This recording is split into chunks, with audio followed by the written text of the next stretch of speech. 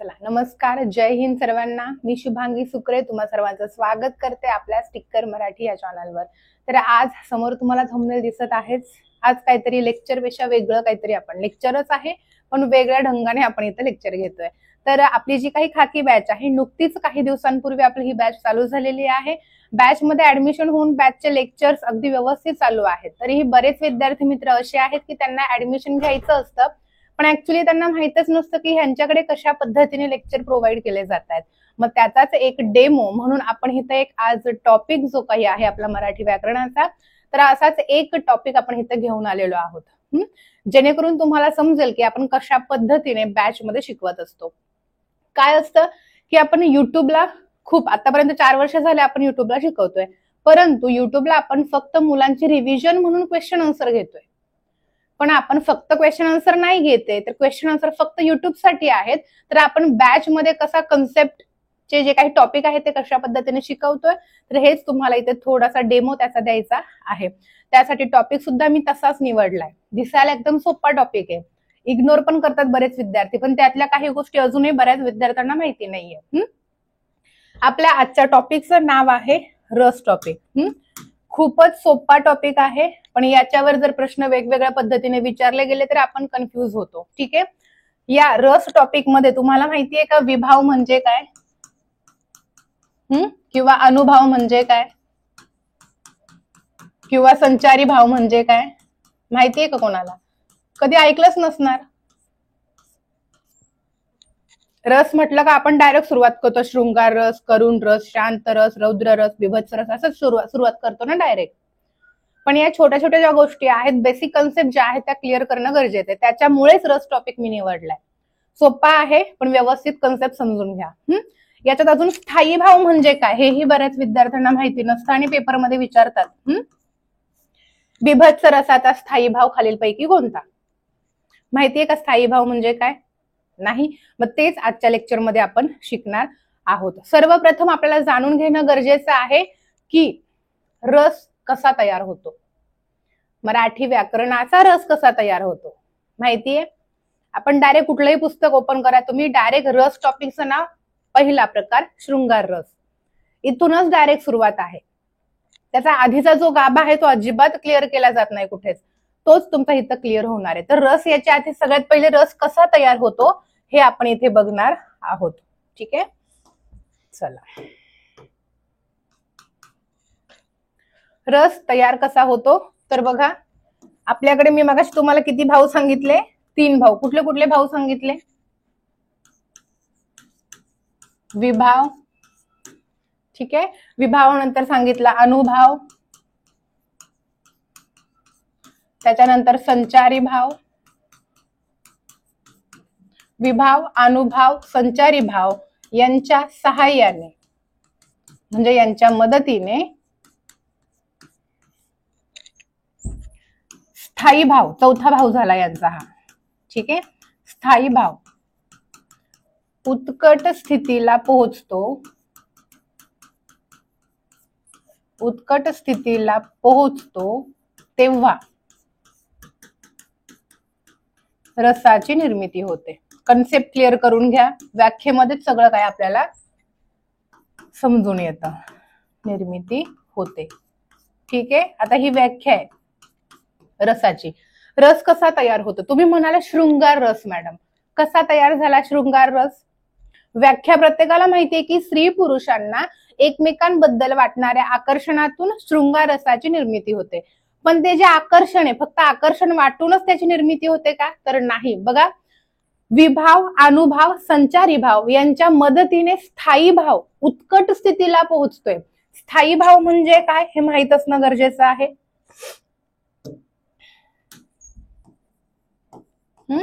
या तिघांमुळे स्थायी भाव उत्कट स्थितीला पोहोचून रसाची निर्मिती होते.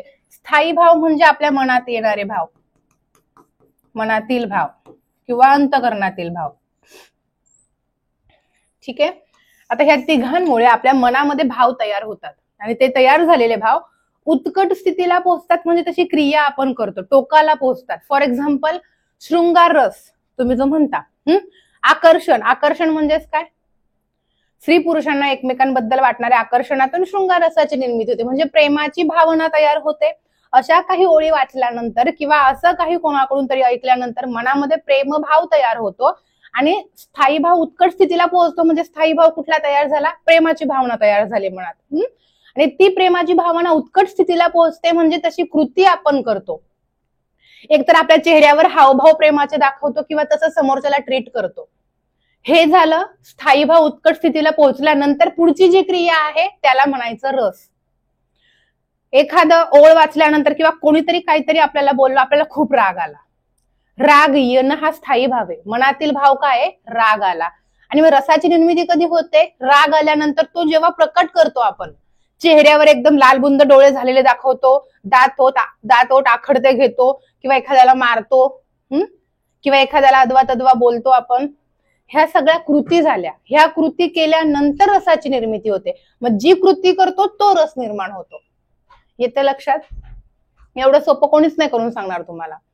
डायरेक्ट शिकवायला सुरुवात पहिला रस दुसरा रस असा करतात. पण ह्या ज्या काही गोष्टी आहेत, विभाव अनुभव अजून बघायचे तरी सुद्धा रसाची निर्मिती होते म्हणजे तशी कृती आपण करतो. आधी मनामध्ये भाव तयार होणं गरजेचं आहे. भाव तयार झाले तरच ते भाव बाहेर प्रकट होणार. भाव तयार झाले म्हणजे स्थायी भाव तयार झाला.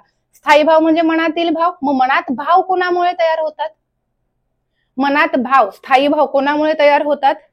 विभाव, अनुभव आणि संचारी भाव. तर हे 3 भाव पहिले आपण बघून घेऊयात. सगळ्यात पहिला आहे विभाव. विभाव म्हणजे काय? मनामध्ये भाव तयार होण्यासाठी हे 3 जण गरजेचे आहेत. मग सगळ्यात पहिले विभाव म्हणजेच काय? विभाव म्हणजे स्थायी भाव, म्हणजे मनातील भाव ज्यांच्या आश्रयाने राहतात. आश्रयाने राहतात. किंवा अजून एक व्याख्या आहे याची, कुठल्याही पुस्तकात शोधा, सापडणार नाही. स्थायी भाव ज्यांच्या आश्रयाने राहतात किंवा ज्यांच्यामुळे स्थायी भाव तयार होतात.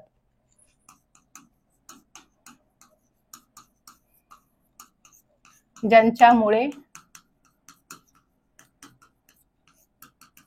स्थायी भाव तयार होतात त्यांना म्हणायचं विभाव. स्थायी भाव म्हणजे अंतःकरणातील भाव. आपल्या मनामध्ये भाव भावना कोणामुळे तयार होतात? विभाव, अनुभव, संचारी भाव. 3 प्रकारच्या गोष्टी झाल्यामुळे आपल्या मनामध्ये भावना तयार होतात. मग विभावामध्ये सुद्धा प्रकार आहेत. ठीक आहे. ज्यांच्यामुळे, सगळ्यात पहिली गोष्ट, ज्यांच्यामुळे मनामध्ये भाव तयार होतो त्यांना आपण विभाव असं म्हणतो.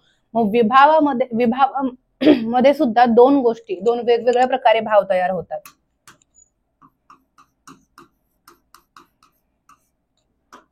विभावामध्ये 2 वेगवेगळ्या प्रकारे भाव तयार होतात. सगळ्यात पहिला आहे आलंबन. आलंबन आणि दुसरा म्हणजे पेन दिसतोय, उद्दीपन. ठीक आहे. पहिला आहे आलंबन आणि दुसरा आहे उद्दीपन. ह्या 2 प्रकारे विभाव तयार होतो. विभाव म्हणजेच ज्यांच्यामुळे स्थायी भाव तयार होतो त्यांना विभाव असं म्हणतो. आता आलंबनामध्ये कोणकोणत्या गोष्टी येतात? आलंबनामध्ये म्हणजेच काय, तर आपल्या मनामध्ये भाव कशामुळे तयार होतात? सगळ्यात पहिले एखादं नाटक पाहिलं, एखादा चित्रपट पाहिला,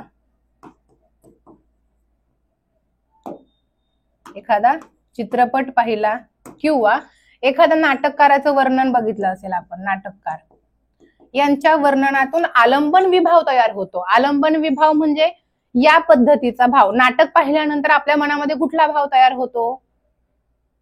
तर त्या भावाला काय म्हणायचंय? विभाव, आलंबन विभाव. ठीक आहे. विभावामध्ये सुद्धा 2 प्रकारचे स्थायी भाव आहेत. पहिला आहे आलंबन, दुसरा आहे उद्दीपन. आता दुसरा प्रकार आहे विभावाचा, उद्दीपन. आता उद्दीपन म्हणजे कुठल्या प्रकारचा भाव? तर एखादी वास्तू पाहिल्यानंतर आपल्या मनामध्ये जो भाव येतो. दोघांमध्ये फरक आहे ना. एखादा मूवी बघणं आणि एखादा बंगलो बघणं किंवा ताजमहल बघणं, बंगलो बघितल्यानंतर जो भाव मनामध्ये येतो तसाच भाव मूवी बघितल्यानंतर येतो. फरक आहे ना दोघांमध्ये. एखादी वास्तू बघितली,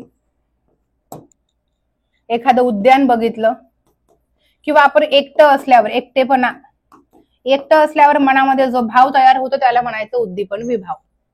कुठे आहे का हे सांगा मला. सोपं आहे एकदम, आणि यांच्यावर प्रश्न खरंच विचारला जाईल, विचारला गेलाय ऍक्च्युली. स्थायी भावावर तर विचारायला सुरुवात झाली की याचा स्थायी भाव कुठला आहे. फॉर एक्झाम्पल शृंगार रसाचा स्थायी भाव कोणता, बिभत्स रसाचा स्थायी भाव विचारला एक्झामला, तर ते विचारलं जातंय. मग त्याचं उत्तर लक्षात राहण्यासाठी आधी स्थायी भाव म्हणजे काय ते जाणून घेणं गरजेचं आहे. मग स्थायी भाव कशामुळे तयार होतात तेही जाणून घेणं गरजेचं आहे. ठीक आहे, हे झालं विभावाच्या बाबतीत. आता दुसऱ्या भावाकडे येऊया. रसाची व्याख्या: विभाव, अनुभव, संचारी भाव या तिघांच्या मदतीने स्थायी भाव उत्कट स्थितीला पोहोचतो, तेव्हा रसाची निर्मिती होते. विभाव झाला, आता अनुभवाकडे जाऊयात. ठीक आहे, अनुभव एकदम गमतीशीर या, लक्षात राहील असं आहे.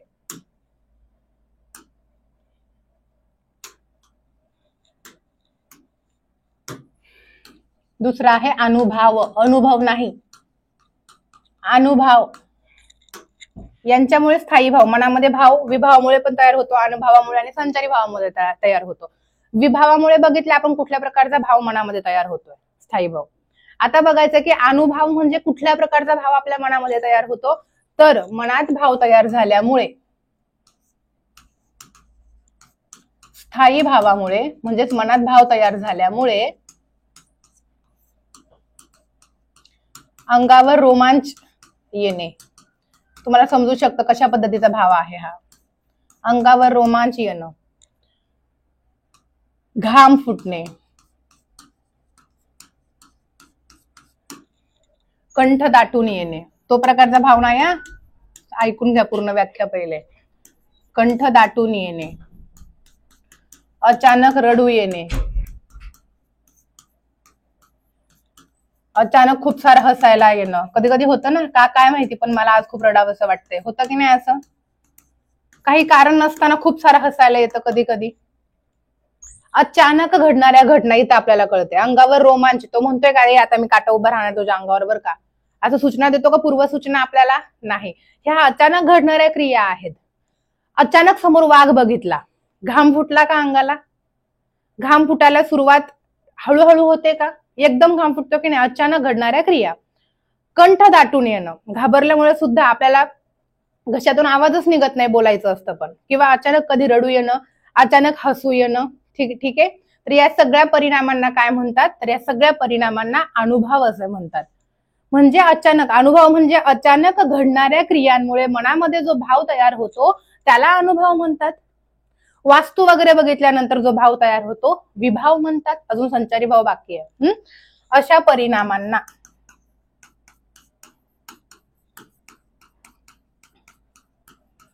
परिणामांना अनुभव असे म्हणतात. आले लक्षात? आता हळूहळू लक्षात येईल की आपल्या मनामध्ये भाव 3 प्रकारचे, त्याच्यातले 2 प्रकार ऑलरेडी बघून झाले की मनात भाव कशा प्रकारे किंवा कोणामुळे तयार होतात. आणि मनात आलेले भाव उत्कट स्थितीला पोहोचते म्हणजे तशी क्रिया आपण पुढे करतो तेव्हा याची रसाची निर्मिती तेव्हा होते. मग जशी क्रिया होते आपल्याकडून तसा रस तयार होतो. कळतंय? इथपर्यंत समजले सगळ्यांना व्यवस्थित? आपलं लेक्चर जर आवडत असेल तर लेक्चरला लाईक करा.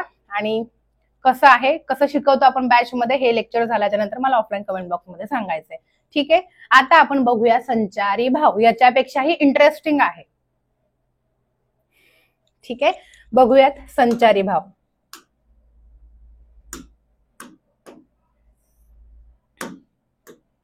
चलो,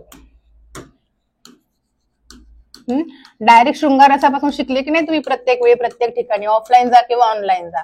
पण आपल्या इथं नेहमी काहीतरी वेगळं वेगळं म्हणजे अभ्यासाच्या दृष्टीने महत्वाचं, जे कुठेही शिकवलं जात नाही ते टिक्करवर शिकवलं जातं. ठीक आहे, संचारी भाव. संचारी भावाचं दुसरं नाव आहे व्यभिचारी भाव.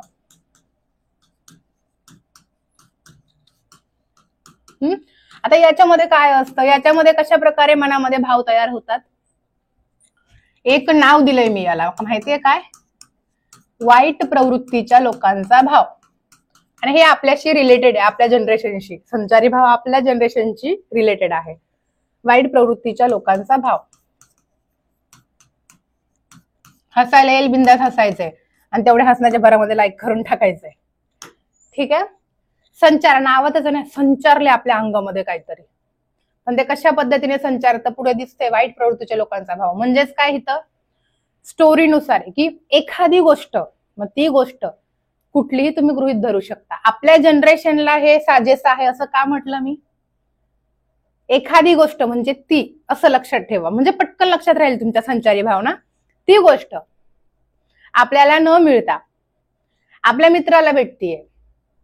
सेटिंग आपलीच लावायला गेला होता, बरोबर. प्रत्येक वेळी दोघं जायचे कॉलेजमध्ये असताना, दोघं जायचे, आणि कधी आपलं जुळत असताना त्याच दोघांचं जुळलं आपल्यालाच नाही कळालं. त्यावेळी जो मनामध्ये भाव तयार होतो त्याला म्हणायचं संचारी भाव. म्हणजेच एखादी गोष्ट, मग तिथं कुठलीही गृहीत धरा तुम्ही, तुम्हाला मी सांगितलंय, एखादी गोष्ट आपल्याला न मिळता दुसऱ्याच व्यक्तीला मिळणं, एकदम आपल्या जवळच्या मित्राला म्हणलं, मैत्रिणीला म्हटलं तरी चालतंय, त्यांना मिळणं, मग त्यांच्याबद्दल आपल्या मनामध्ये जी ईर्षेची, रागाची भावना तयार होते त्यालाच संचारी भाव असं म्हणतात.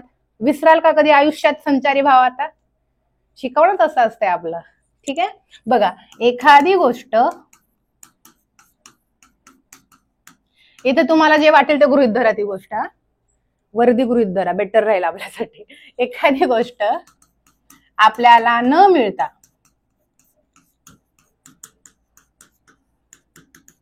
जो सेटिंग लावत होता त्यालाच भेटली, म्हणजेच काय, दुसऱ्या व्यक्तीला भेटणे.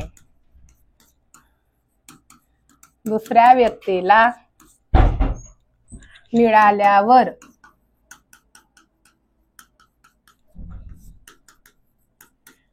त्या व्यक्तीबद्दल आपल्या मनात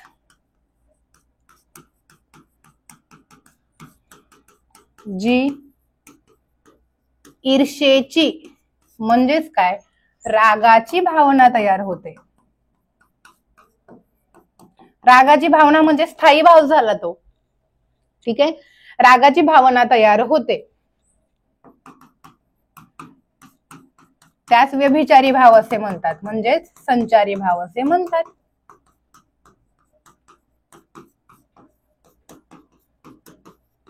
क्लिअर झालं? इथंच संपलं आपलं. स्थायी भावचं बघितलं. स्थायी भाव म्हणजे मनातील भाव, अंतकरणातील भाव. मनामध्ये भाव कोणामुळे तयार होतो? विभाव, अनुभव, संचारी भाव. विभाव बघितलं, विभाव म्हणजे त्याच्यामध्ये आलंबन आणि उद्दीपन येतं. नाटक बघितल्यावर जो भाव तयार होतो तो वेगळा, आलंबन विभाव. आणि एखादी वास्तू बघितल्यानंतर मनामध्ये जो भाव तयार होतो, शिवनेरी किल्ला बघितल्यानंतर मनामध्ये जो भाव तयार होतो तो उद्दीपन विभाव. कळालं? त्याच्यानंतर आपण बघितला अनुभव. अनुभव म्हणजेच काय, तर अनुभव म्हणजे एखादी अचानक घडणाऱ्या क्रिया. अचानक अंगावर रोमांच येणं, म्हणजे काटा उभा राहणं, अचानक रडायला येणं, हसायला येणं, खूप घाम फुटणं, कंठ दाटून येणं, ह्या सगळ्या गोष्टी अनुभवामध्ये. आणि संचारी भाव तर विसरणारच नाही, बरोबर की नाही. एखादी गोष्ट आपल्याला नाही भेटली, जी आपली होती असं आपल्याला वाटत होतं, ऍक्च्युअली आपलं काहीच नसतं, तो सगळा भ्रम असतो आपला. पण जी गोष्ट आपली होती, आपली होणार आहे असं आपल्याला वाटत असता तोंडाजवळ आलेला घास मित्राने पळून नेला. ती गोष्ट त्याला भेटली, मग त्याच्याबद्दल लहानपणापासून जीवलग मित्र होतो, एवढी चांगली मैत्री होती, आणि अचानक या गोष्टीमुळे काय झालंय, त्याच्याबद्दल जेवढं प्रेम होतं आपल्या मनामध्ये त्याच्या दुप्पट ईर्ष्या तयार झाली. त्याला म्हणायचं संचारी भाव. आले का लक्षात? विभाव, अनुभव, संचारी भाव यांच्या सहाय्याने स्थायी भाव, अंतकरणातील भाव उत्कट स्थितीला पोहोचतो, तेव्हा खऱ्या अर्थाने रसाची निर्मिती होते. इथपर्यंत बेसिक कन्सेप्ट. एवढं सगळं मी प्रत्येक बॅच मध्ये घेते रस टॉपिक मध्ये.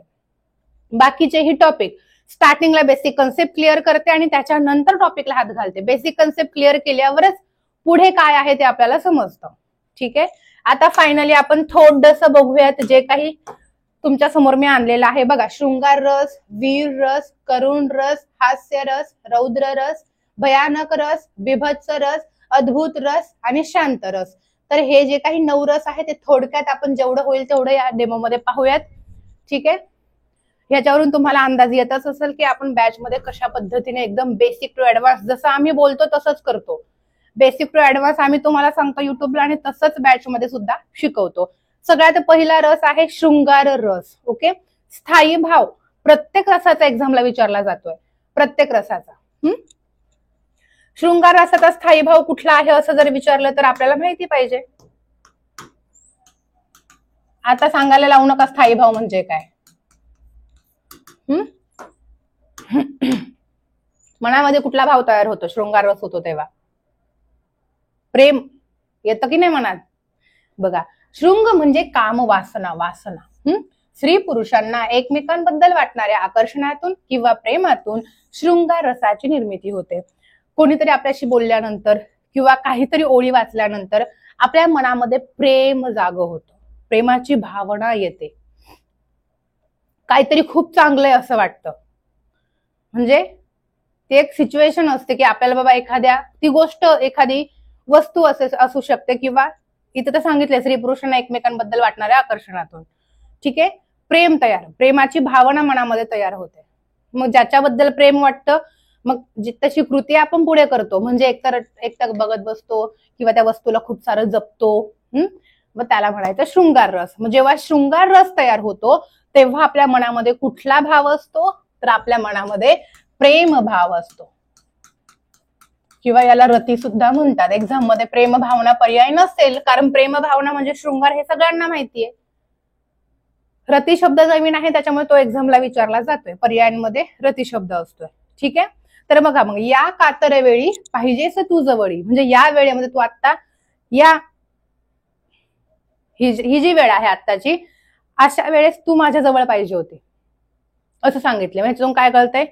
कामवासना, प्रेम भावना. तोच चंद्रबाण भात तीच चैत्र यामिनी, एकांती मज समीपतीच, म्हणजे माझ्याजवळ तूही तीच कामिनी. ठीक आहे, त्याच्यानंतर सहज सख्या एकदाच येई सांजवेळी. मग जाऊ मस्तपैकी गार्डन मध्ये फिरायला. काय एकदा असंच येईल तुला भेटायला मी सांजवेळी, संध्याकाळच्या वेळी. डोळे हे जुलमी गडे, जुनं झालं हे, एक्झामला विचारले पण जुनं झालं आता. डोळे हे जुलमी गडे, रोखुणी मज पाहू नका. यांचा अर्थ लक्षात घेतल्यावर आपल्याला कळतंय की आकर्षण आहे किंवा प्रेम भावना आहे, म्हणून शृंगार रसाची निर्मिती होते. समजलाय का शृंगार रस? त्याच्यानंतर आहे वीर रस. वीर नावातच आहे वीरांच्या गोष्टी. शौर्य, पराक्रम, धीरोदात्त प्रसंग म्हणजेच काय? धीरोदात्त प्रसंग म्हणजेच एखादं कठीण काम आपण सोपं करून टाकलंय, किंवा लढाई जिंकून आलो एखादी, जिथे सगळे घाबरतात ती गोष्ट आपण यशस्वी करून आलोय. धीरोदात्त प्रसंग यांच्या वर्णनातून वीर रस निर्माण होतो. वीर रसाचा स्थायी भाव जर आपल्याला विचारला तर काय असणार आहे? मनामध्ये कुठला भाव असतो? ह्या सगळ्या गोष्टी होतात. जिंकू किंवा मरू, भारत भूच्या शत्रू, संगे युद्ध आमुचे सुरू. आता युद्ध करायचंय म्हणजे मनामध्ये काय पाहिजे रे? ती गोष्ट करायला इंटरेस्ट पाहिजे की नाही? उत्साह. म्हणजेच वीर रसाचा स्थायी भाव काय आहे? उत्साह आहे. शूरवीर, वीरांच्या जिथं गोष्टी दिसतात तो वीर रस. गरजा जय जयकार, क्रांतीचा गरजा जय जयकार. क्रांती आली म्हणजे शूरवीर आले, वीर रस. उठा राष्ट्रवीर हो, सज्ज व्हा, उठा चला. वीर रस. वीर रसांमध्ये जास्तीत जास्त तुम्हाला सांगितलं ना, ते लढाई वगैरे जिंकून आल्यावर वीर रस, ज्या ओळींतून असा भाव तयार होतो. शिवाजी महाराजांचे जे पोवाडे आहेत ते पोवाडे वीर रसामध्येच येतात. कारण पोवाड्यांमध्ये, बऱ्याच पोवाड्यांमध्ये हेच सांगितलेलं असतं की बाबा एखादी लढाई त्यांनी जिंकली तर मी ती कशा पद्धतीने जिंकली आहे त्याचं वर्णन त्याच्यामध्ये केलं जातं. त्याच्यामुळे पोवाड्यांतून कशाची निर्मिती होते? वीर रसाची निर्मिती होते. ठीक आहे, चला त्याच्यानंतर आपण बघणार आहोत करुण रस. करुण नावातच आहे, शोक किंवा दुःख. कोणीतरी आपल्याला काहीतरी सांगितलंय किंवा आपण काहीतरी ओळ वाचलीये ज्याच्यातून आपल्याला खूप सारं दुःख होतंय, अशी भावना तयार होते, त्याला म्हणायचं करुण रस. शोक किंवा दुःख, वियोग म्हणजे दुरावा, संकट यांच्या वर्णनातून करुण रसाची निर्मिती होते. मग करुण रसाचा स्थायी भाव म्हणजेच काय? जेव्हा करुण रस तयार होतो तेव्हा मनामध्ये कुठला भाव तयार? आधी भाव तयार होतो मग तशी कृती घडते ना. म्हणजे आधी स्थायी भाव तयार झाला आणि मग रडायला सुरुवात केली आपण, म्हणजे मग करुण रसाची निर्मिती झाली. कळतंय? म्हणजे जेव्हा करुण रस असतो तेव्हा स्थायी भाव कुठला असतो? हाच असतो, शोक किंवा दुःख. ठीक आहे ना. हा, हे कोण बोलले बोला, राजहंस माझा निजला. कोणी सांगितलं? मी तर आता जाऊन बघून आलो होतो, एकदम ठणठणीत होता तो, एकदम व्यवस्थित हसत खेळत होता. ठीक आहे, हे कोण बोलले बोला, राजहंस माझा निजला. दुःख झाले ऐकून. आई म्हणून कोणी, आईस हाक मारी, ती हाक येई कानी, मज होय शोक भारी. नोहेच हाक माते, मारी कुणी कुठारी. आता एक मुलगा, ठीक आहे, त्याची आई, तो लहान असतानाच स्वर्गवास झाला तिला, ठीक आहे. त्याच्यानंतर मग इथं वर्णन त्याचं केलेलं आहे की त्या मुलामध्ये कुठला भाव तयार झालाय. ज्यावेळी त्याच्या बाजूच्या घरामध्ये तो मुलगा त्याच्या आईला जोरजोरात आवाज देत असतो, ठीक आहे. आता बाजूचा मुलगाही त्याच्याच वयाचा आहे, मग तो बाजूचा मुलगा त्याच्या आईला आवाज देत असताना याला अचानक याच्या आईची आठवण येते. माझी आई असती तर मी पण असाच आवाज देऊन तिला असा त्रास दिला असता, असंच तिच्याजवळ वेगवेगळ्या गोष्टींचा हट्ट केला असता, बरोबर. म्हणजे ती हाक ऐकल्यानंतर आई म्हणून कोणी तिकडे कोणीतरी त्याच्या आईला आवाज देते, आईस हाक मारी, कोणीतरी त्याच्या आईला आवाज देते. ती हाक येई कानी, ती हाक माझ्या कानावर पडतीये, मज होय शोक भारी. मला खूप सारं दुःख, जेवढं दुःख मला कधी झालं नसेल तेवढं दुःख मला कधी होतंय जेव्हा कोणीतरी त्याच्या आईला हाक मारते. ती हाक माझ्या कानावर येते ना, अचानक मला माझी आई आठवतीये. मग मज होय शोक भारी, नोहेच हाक माते. ही फक्त हाक नाहीये, तो काय म्हणतोय मुलगा, ही फक्त हाक नाहीये की तो मुलगा त्याच्या आईला आवाज देतोय, हाक मारतो. ही फक्त हाक नाहीये, त्याच्यासाठी ती हाक असेल फक्त की त्याच्या आईला फक्त वाटत असेल की माझ्या मुलाने मला आवाज दिलाय. पण माझ्यासाठी ती फक्त एक हाक नाहीये, तर मारी कुणी कुठारी, माझ्यावर कोणीतरी कुठारी म्हणजे कुऱ्हाडीचे घाव केलेत असं मला वाटतंय. मग हे सगळं झाल्यानंतर ही भावना त्या मुलाच्या मनामध्ये तयार झाली. त्याच्यानंतर तशी कृती त्याच्याकडून घडतीये, म्हणजे तो रडतोय किंवा विचारांमध्ये गुंततोय. मग या भावनेला काय म्हणायचं, करुण रस म्हणायचं. कळतंय. म्हणजे जेव्हा करुण रस होतो म्हणजे एखादी ओळ वाचल्यानंतर किंवा त्याची सिच्युएशन पुढे घडल्यानंतर आपल्या मनामध्ये दुःखाची भावना तयार होते आणि तशी कृती घडते, मग त्याच्यानंतर करुण रसाची निर्मिती होते. क्लिअर, समजलं इथपर्यंत? समजत असेल नसेल कमेंट बॉक्समध्ये मला सांगत चला. अशाच एनर्जीनिशी आपण सगळं काय आहे आपल्या बॅच मध्ये शिकत असतो. घेणार आहे, अजून पुढे घेणार आहे, थांबा जरा. चला पुढे आहे हास्यरस. आता हास्यरस ओळखायला एकदम सोपं आहे का, जोक पटकन ओळखता येतो आपल्याला, पण कधी कधी त्या जोक मागे दडलेलं जे सिरियसनेस असतो, जोक मागे दडलेली जी सत्य परिस्थिती असते कधी कधी ती नाही कळते आपल्याला. पटकन समजतो ना जोक. हसायला जेव्हा येतं तेव्हा हास्यरसाची निर्मिती होते. मग हसायला कधी कधी येतं व्यंगदर्शन असेल एखाद्याचं, विडंबन, चेष्टा मस्करी केली असेल किंवा टीकात्मक गोष्टी केलेल्या असतील, विसंगती असेल, असंबद्ध भाषण असेल, चेष्टा यांच्या वर्णनातून हास्यरसाची निर्मिती होते. मग हास्यरस जेव्हा हसायला येतं तेव्हा मनामध्ये कुठला भाव असतो, हास नाव आहे त्याला, हास, हस बाबा हस, ठीक आहे. बघा याचं महत्वाचं उदाहरण आहे, फेमस उदाहरण, उपास मज लागला सखेबाई उपास मज लागला. जास्तीत जास्त वेळा एक्झामला विचारून झालेला आहे. दुसरं हास्यरसाचं उदाहरण असं आहे की बघा, प्रिये मी फुले मागितली. नुकतंच अरेंज मॅरेज झालंय. अरेंज मॅरेज झाल्यावर ते हळूहळू जेव्हा प्रेम फुलतं ना, त्याची सिच्युएशन इथे दिलेली आहे. घरच्यांनी दिलंय जमवून अरेंज मॅरेज, चला मग आता भेटावंच लागतंय, बरोबर. मस्तपैकी 2-4 वेळा भेटलेत. मग जरा तिलाही वाटतं की बाबा आपल्यालाही याच्यावर असं दाखवायला पाहिजे की बाबा मला पण हा आवडतोय. म्हणजे काय, तर प्रिये मी फुले मागितली, त्या मुलाने तिला काही फुले मला दे असं सांगितलं होतं, तर तू मला पुष्पगुच्छ दिला. तिने डायरेक्ट प्रेमापोटी काय केलेलं आहे, त्याला अख्खा पुष्पगुच्छच नेऊन दिलाय, घे बाबा खुश राहा, है ना. मी दगड मागितला, मी तुझ्याकडे फक्त एक दगड मागितला, तर तू मला सुंदर त्या दगडापासून बनलेली डायरेक्ट मूर्ती घडवून आणून दिलीस. मी फक्त दगड मागितलं होतं, तू अख्खी मूर्तीच्या मूर्ती मला आणून दिलीस. मी फक्त एक मोरपीस मागितला, मी फक्त एक मोरपीस तुझ्याकडे मागितला, तू मला अख्खा मोरच आणून दिलास. तू काय बहिरी आहेस की काय, तुला ऐकायला येत नाही, मी सांगतोय एक तू करतेय वेगळं. ऍक्च्युली त्याच्या मागे तिची प्रेमाची भावना होती, पण त्याला नाही समजली. किंवा आपल्याला हे वाचताना कळतंय की तो म्हणतोय तू काय बहिरी आहेस का, मी एक सांगतोय तो आणतेय दुसरंच. हास्यरसाची निर्मिती झाली, कळतंय. चला पुढे, रौद्र रस नावातच आहे.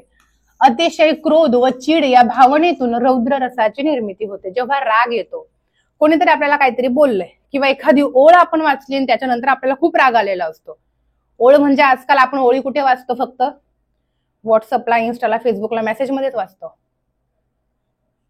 सगळ्यात जास्त राग आपल्याला त्याच्यामुळेच येतो ना. समोरासमोर बोललं तर तेवढा राग येत नाही, पण एखाद्याने केलेला मेसेज तो बघूनच आपल्याला राग येतो, तसा पद्धतीचा मेसेज असेल तर, है ना. म्हणून म्हटलं ओळी आपण कुठं सध्या टेक्स्ट मेसेज मध्येच वाचतोय. तर अतिशय क्रोध व चीड या भावनेतून रौद्र रसाची निर्मिती होते. जेव्हा रौद्र रस तयार होतो तेव्हा अंतःकरणामध्ये कोणता भाव असतो? स्थायी भाव, राग किंवा क्रोध. ठीक आहे.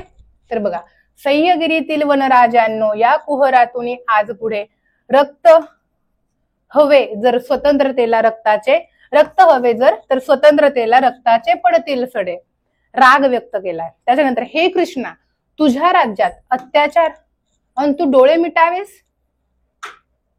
बरोबर. अरे अंगभर वस्त्रे पुरवू नकोस, पण वस्त्र ओढणारे ते हात मुळापासून छाटून टाक. राग व्यक्त केल्यानंतर ह्या म्हणजे या ओळींमधून काय केलेलं आहे की राग व्यक्त केलाय. बाबा तुझं राज्य आहे आता, आणि तुझ्या राज्यामध्ये आया बहिणींवर अत्याचार होतोय आणि तू उघड्या डोळ्यांनी बघतोयस. अरे अंगभर वस्त्रे पुरवू नकोस, पण जे वस्त्र ओढतात त्यांचे हात मात्र मुळापासून छाटून टाक. राग व्यक्त केला या ओळींतून, रागाची भावना व्यक्त होते म्हणून रौद्र रस. ठीक आहे.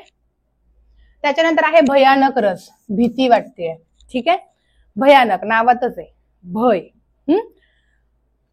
युद्ध, मृत्यू, खून, सूड, राक्षस, स्मशान इत्यादींच्या वर्णनातून भयानक रसाची निर्मिती होते. मग जेव्हा भयानक रस तयार होतो तेव्हा मनामध्ये कुठला भाव असतो? भीती. बघा, त्या उजाड माळावरती बुरुजाच्या पडल्या भिंती, ओसाड देवळा पुढती वडाचा पार, अंधार दाटला तेथे भरे भरपूर. काय उजाड माळ नाही, तिकडे कोणीच राहायला नाही, काय नाही, लाईटी नाही, काय नाही, खांब नाही, ते डिप्पी वगैरे गावाला असते ना, तसं काहीच प्रकार नाही. एकदम उजाड माळ राणे. आणि नेमकं मला क्लासवरून घरी जायला उशीर झालाय गावाकडे, है ना. बुरुजाच्या भिंती पडल्या, कारण तिथे राहायलाच कोणी वगैरे नाहीये. जसं होतं तसं ते ओसाड पडून दिले. ओसाड देवळा पुढती वडाचा पार, आणि एक मंदिर आहे तिथं. त्या मंदिरात ऍक्च्युली सकाळ संध्याकाळ कोणी दिवाबत्ती करायला जात नाही, किंवा पूजा अर्चा चालत नाही, किंवा साफसफाई काहीच नसते. मग तसं मंदिर तुम्ही विचार करा, त्याच्या आजूबाजूला कशा पद्धतीने वातावरण असेल, किंवा झाडं झुडपं वाढली असतील. नेमकं देवळा पुढते वडाचा पार असतो, आणि वडाच्या झाडावर काय असतं की पिंपळाच्या झाडावर असतं.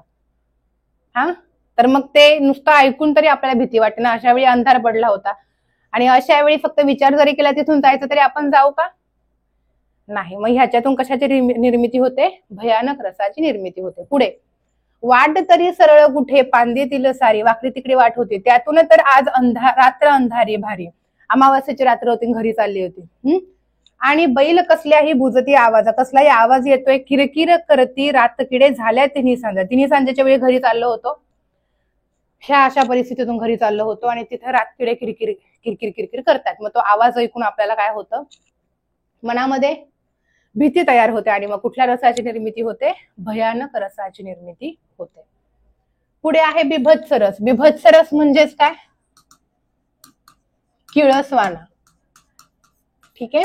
किळस, वीट, तिटकारा यांच्या वर्णनातून बिभत्स रसाची निर्मिती होते. आता हे नुसतं वर्णन केलंय, इमॅजिन करायचंय फक्त आपल्याला. ही बोटे चघळी तर काय बसले. आता स्टोरी एकदम मी बॅच मध्ये सांगेल, इथं शॉर्ट मध्ये स्टोरी सांगेल, समजून घ्या वेळेअभावी. ही बोटे चघळी तर काय बसले. 6 महिन्याचा बाळ आहे, आई मस्तपैकी मेकअप बिकअप त्याचा करून गावाकडे दिवसभर शेतात जायला लागायचं, बाळ घरी आजीकडे असायचं. बरोबर. आई मेकअप बिकअप करून गेली, कारण संध्याकाळशिवाय माझ्या पोराला मी बघायला नसेल, मग ते व्यवस्थित टापटीप करून जाते. पण ते बाळ आई गेल्यानंतर म्हणजे लहान बाळ आहे, बोट चघळत बसणार. हे बोटे चघळी तर काय बसले, हे राम रे लाळही. आणि आपण शहरावरून एखादं पोरगी तिकडनं जातीये, शहरावरून गेली सुट्टीसाठी गावाला, त्या घरापासून जस्ट चालली, त्याने त्या बाळाला बघितले. ते बाळ काय करत होतं? बोट चघळत बसलं होतं, आणि नंतर तिने नीट बघितलं तर कळतं की तिची लाळ पूर्ण त्याची खाली गळाली आहे. ठीक आहे. काळी काय गळ्यातून जळमटे आहेत. आई मस्तपैकी आंघोळ घालून मेकअप बिकअप करून गेली होती, पण बाळ काय लहान आहे, गेलं मस्तपैकी मातीत खेळायला गेल्यानंतर काय झालं? मग जळमटे पूर्ण झाली, आणि शी तोंड अति अमंगळ. तोंड पूर्ण आता मातीत खेळायला गेल्यावर कसं होणार उन्हामध्ये? तर अमंगळ झालेला असे आधीच, आणि त्यातल्या त्यात त्याला बिचारायला सर्दी झालेली. आईची काय चुकी याच्यामध्ये? ती मस्तपैकी काजळ बिजळ लावून गेलेली. आधीच हे शेंबडे, आणि काजळ ओघळे वरुनी, हे त्यातूनही हे रडे. काजळ ओघळते म्हणजे त्याला आईची आठवण येते. आता दुपार झाली, आई कधी येईल, माझी आई कधी येईल. रडायला लागलं पोरग बिचार. आणि रडत असताना मस्तपैकी आई मेकअप करून गेली, काजळ बिजळ लावून गेली होती, ते ओघळते. तसा चेहरा इमॅजिन करा समोर. वाव, मी कधी या बाळाला गेलं असं मला झालंय. असं वाटतं का तुम्हाला? नाही ना?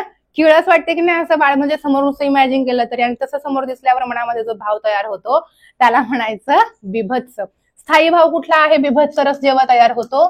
स्थायी भाव आहे जुगुप्सा. जरा वेगळा आहे हा, लक्षात ठेवा. आणि हा एक्झामला विचारलाय, VIMP आहे. ठीक आहे. याच्यापेक्षा भारी तर याच्या खालचं उदाहरण आहे. तुम्ही फक्त इमॅजिन करायचंय आणि इमॅजिन करून कसं वाटतं मला कमेंट बॉक्स मध्ये सांगा. ठीक आहे, चला बघा. फ्यूज उडालेल्या माणसासारखा मी वाढत राहिलो रस्त्यावरच्या विष्टेवर. आता हे कधी होतं? आता लव्ह मॅरेज बरं का, अरेंज मॅरेज झालं मगाशी. लव्ह मॅरेज असते, मस्तपैकी बोलत चाललेले असतात रस्त्याने. तिचं नुकतंच कॉलेजची सुट्टी झालेली असते, घरी गेल्यावर परत बोलता येत नाही, मम्मी पप्पा असतात ना, त्याच्यामुळे मग मस्तपैकी फोनवर, तो पण चाललाय कामावरून घरी चाललेला असतो, चालत चालत घर जवळच असते, मस्तपैकी फोनवर बोलत चालल्यात, बोलण्याकडे लक्ष गुंतले होते बोलण्यामध्ये. असं गाड्या घोड्या येतात, काय येतात काहीच माहिती नाही. ऍक्सिडेंट होऊ नये म्हणून बिचारा रस्त्याच्या कडेने चालला होता, पण त्याला काय माहिती खाली एवढा केक वाढवून ठेवलाय. गप्पा मारत मारत मारत मारत चाललाय बिचारांखाली. काय हा कार्यक्रम होऊन गेला. फ्यूज उडालेल्या माणसासारखा मी वाढत राहिलो रस्त्यावरच्या विष्टेवर.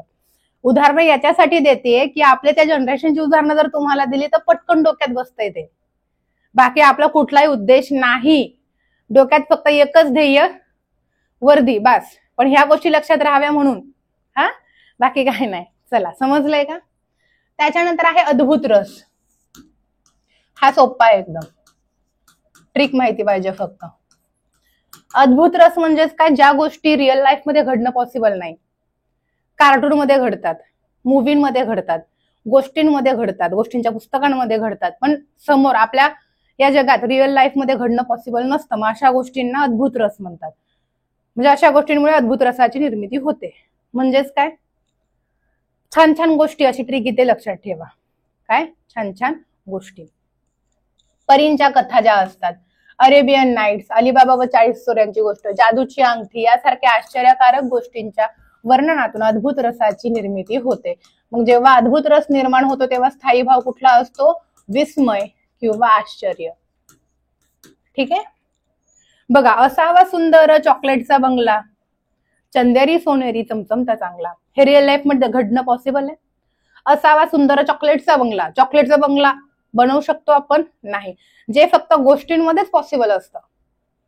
येग येग चिव, चिव म्हणते येऊ, आपण चिवताईला बोलवतोय आणि चिव म्हणते मी खरंच येऊ, या पद्धतीने याच्यामध्ये. म्हणजे ज्या गोष्टी फक्त गोष्टींमध्येच घडतात.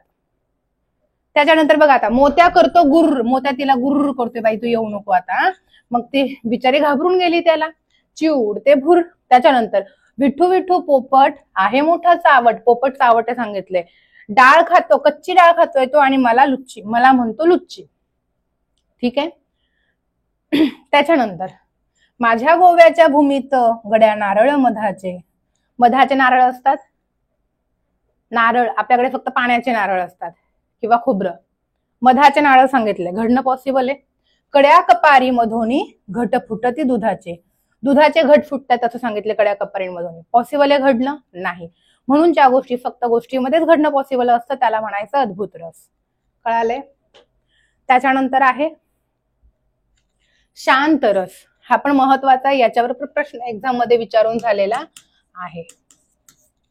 शांत रस कधी तयार होतो? परमेश्वराविषयक भक्ती, सत्पुरुषांची संगती, देवालय म्हणजे मंदिर किंवा आश्रम यांच्या परिसरातील वातावरणाच्या वर्णनातून शांत रसाची निर्मिती होते. याच्यावर एक्झाम मध्ये प्रश्न विचारलेला आहे. ठीक आहे. याच्यामध्ये माऊलींच्या हरिपाठाच्या ओळी असतात पेपरला. ठीक आहे. पसायदानमधल्या ओळी असतात, काही अभंगांच्या ओळी असतात, भजनांच्या ओळी असतात. शांत रस. ठीक आहे. बघा, आता आता विश्वात्मके देवे येणे वाग्यज्ञ तोषावे, तो शोणी मज द्यावे पसायदान आहे. पसायदानच्या ओळी आहेत. घनश्याम सुंदरा श्रीधरा अरुणोदय झाला, उठी लव करी वनमाळी, उदया चली मित्र आला. भजनाच्या ओळी. हरिपाठ. देवाची ये द्वारी, उभा क्षण भरी, तेणी मुक्तिचारी साधी येल्या. हरिमुखे म्हणा, हरिमुखे म्हणा, पुण्याची गणना गुण करी. त्याच्यानंतर आनंदाचे डोही आनंद तरंग आनंदाची अंग आनंदाचे. तर मग हे काय आहे, याचा स्थायी भाव कुठला असणार आहे?